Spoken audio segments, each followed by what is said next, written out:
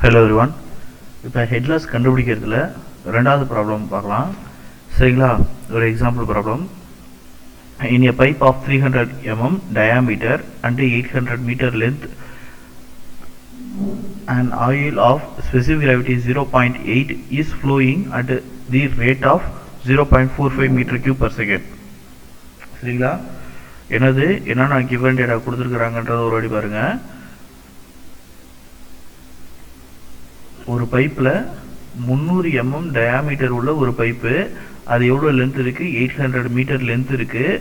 அதில் என்ன ஓடுது, ஒரு ஆயில் இருக்குது. அந்த ஆயிலுடைய ஸ்பெசிஃபிக் கிராவிட்டி 0.8 இருக்குது. சரிங்களா? அது flowing at the rate of 0.45 metre cube per second. சரிங்களா? அதோடைய ஃப்ளோயிங் ரேட் என்னன்னா, ஃப்ளோ ரேட் என்னன்னா 0.45 மீட்டர் கியூப் பர் செகண்ட். சரிங்களா? அப்போ கிவன் டேட்டா என்னென்ன கொடுத்துருக்காங்கன்ட்டு தெரிஞ்சிச்சு. இதுக்கப்புறம் கைனமெட்டிக் விஸ்காசிட்டி ஆஃப் ஆயில்ன்றது 0.3 ஸ்ட்ரோக்னு எடுத்து சொல்லியிருக்கிறாங்க. அப்போ கிவன் டேட்டா அதை அப்படியே எடுத்து எழுதிக்க வேண்டியதான். எனது diameter of the pipe 300 mm, அதை நம்ம என்ன கன்வெர்ட் பண்ணிக்கிறோம், 0.3 மீட்டர்னு கன்வெர்ட் பண்ணிக்கிறோம்.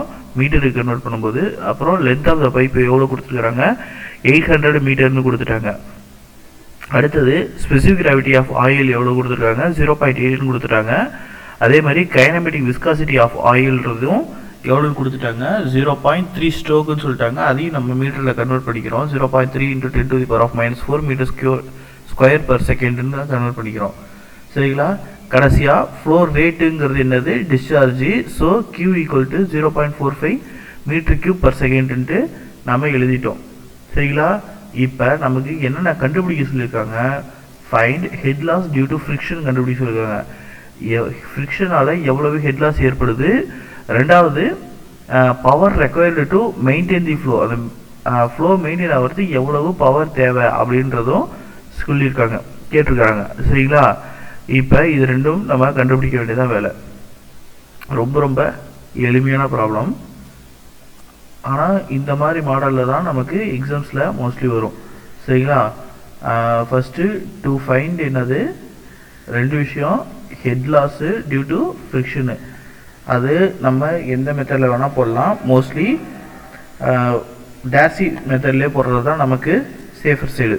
சரிங்களா? அப்போ ஹெச்எஃப்னு ஈக்குவல் டு என்னது, ஃபார்முலா டேசி படி பார்த்தோன்னா 4F LV² divided by D × 2G அப்படின்றது தான். சரிங்களா? இது head loss due to friction. ரெண்டாவது டு ஃபைண்ட் அடுத்தது என்னது, பவர் ரெக்வயர்டு. அப்போ பவர் ரெக்வயர்டுக்கான ஃபார்முலா என்னன்னு எடுத்து எழுதிடுவோம். முதலே நம்ம ஃபார்முலாவை எடுத்து எழுதிட்டோம்னா அதுக்கப்புறம் நமக்கு என்னென்ன டேட்டா தேவையோ அதிலேருந்து நம்ம எக்ஸ்ட்ராக்ட் பண்ணிக்கலாம். அடுத்தது power required equal to W × Q × HF தான் ஃபார்முலா. சரிங்களா? இப்போ நம்ம ஒன்றா எடுத்து டிகோட் பண்ண வேண்டியதுதான். இப்போ எஃப்ங்கிறது கோஎஃபிஷியன்ட் ஆஃப் ஃப்ரிக்ஷனு. இருக்கிற என்னென்ன டேட்டா இருக்கோ அது எல்லாத்தையும் எடுத்து எழுதுங்க. ஃபஸ்ட்டு சொல்யூஷன் ஆரம்பிக்கலாங்களா? இப்போ HF = என்னது, 4F LV² divided by D × 2G.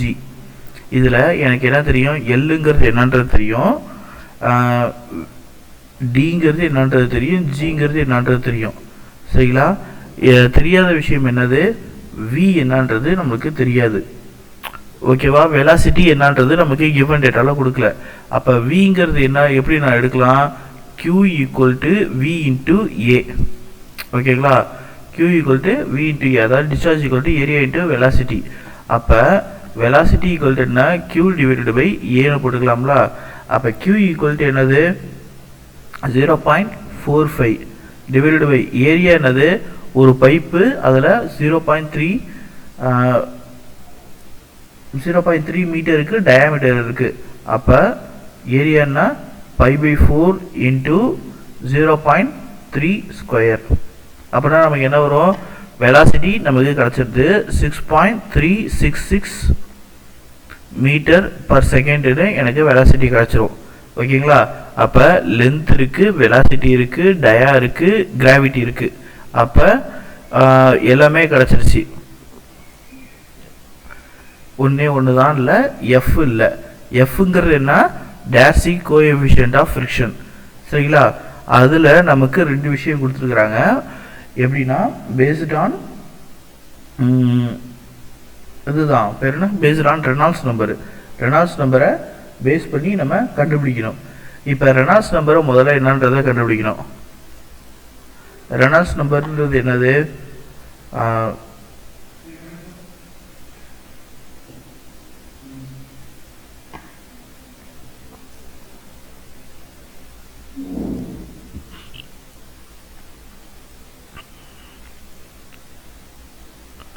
Hello Ron, சாரிப்பா.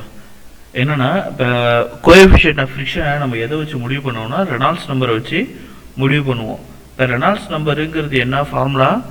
ரோ விடி டிவைடட் பை மியூங்கிறத ஃபார்முலா. இப்போ VD divided by mu divided by rho, அதை எப்படி எழுதிக்கலாம்? விடி டிவைடட் பை நியூன்னு எழுதிக்கலாம்.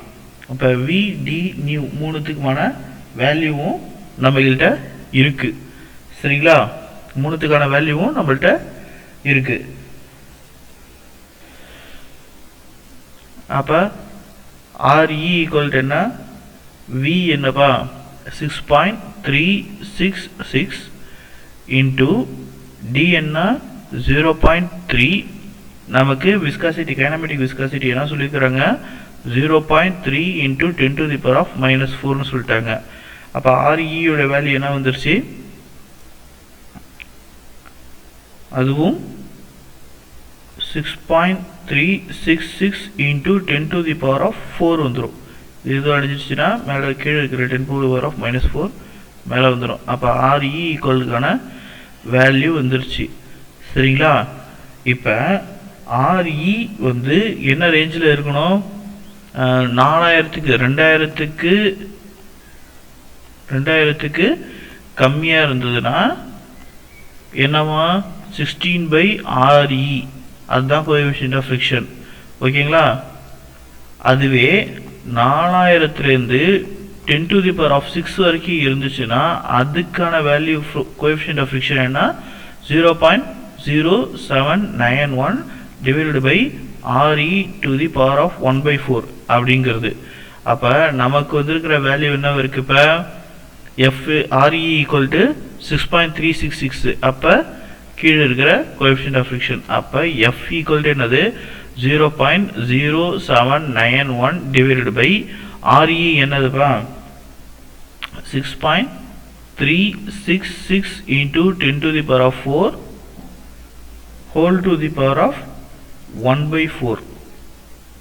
ஓகேவா? இதுக்கு அப்போ F ஈக்குவல் டு வேல்யூ என்ன வந்துருச்சு? 0.00498ன்னு வந்துடும். சரிங்களா? அப்போ F உடைய வேல்யூவும் நம்ம கண்டுபிடிச்சாச்சு. அப்புறம் அப்போ என்ன பண்ணோம்? H உடைய வேல்யூ தான், HF உடைய வேல்யூ தான் கண்டுபிடிக்கணும். அதுக்கப்புறம் HF உடைய வேல்யூ என்ன? 4FLV² divided by D into 2G.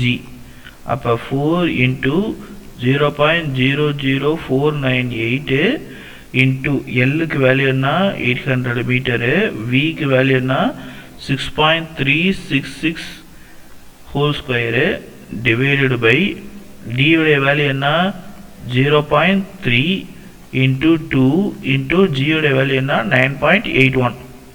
அவ்வளோதான்ப்பா. அப்போ HF உடைய வேல்யூ என்ன வந்துருச்சு? 109.72 மீட்டர்னு வந்துடும். இது ஒரு விஷயம். இதுக்கப்புறம் பவர் கண்டுபிடிக்கிறது. பவருக்கான ஃபார்முலா என்ன? பவருக்கான ஃபார்முலா என்ன? P equal to W into Q into HFன்னு சொல்லியாச்சு. சரிங்களா? இப்போ நம்ம கண்டுபிடிக்க வேண்டியது என்ன இருக்கு? இப்போ Qக்கான வேல்யூ என்ன நமக்கு தெரியும். இப்போ Qக்கான வேல்யூ என்ன நமக்கு தெரியும்? 0.45 மீட்டர் கியூப் பர் செகண்ட்ன்றது தெரியும். அதே மாதிரி இப்போ HF உடைய வேல்யூ என்ன தெரிஞ்சு போச்சு? 109.72 மீட்டர்னு தெரிஞ்சு போச்சு. அப்போ W உடைய வேல்யூ தான் நமக்கு என்ன தெரியாது. அப்போ W முதல்ல கண்டுபிடிக்கணும். W ஈக்குவல் டு என்னது, நமக்கு டென்சிட்டி இருக்குது, அதாவது டென்சிட்டி ஈக்குவல் டு என்னது 0.8 சாரி ஸ்பெசிஃபிக் கிராவிட்டி இருக்குது. கரெக்டுங்களா? என்ன இருக்குது, நமக்கு ஸ்பெசிஃபிக் கிராவிட்டி இருக்குது.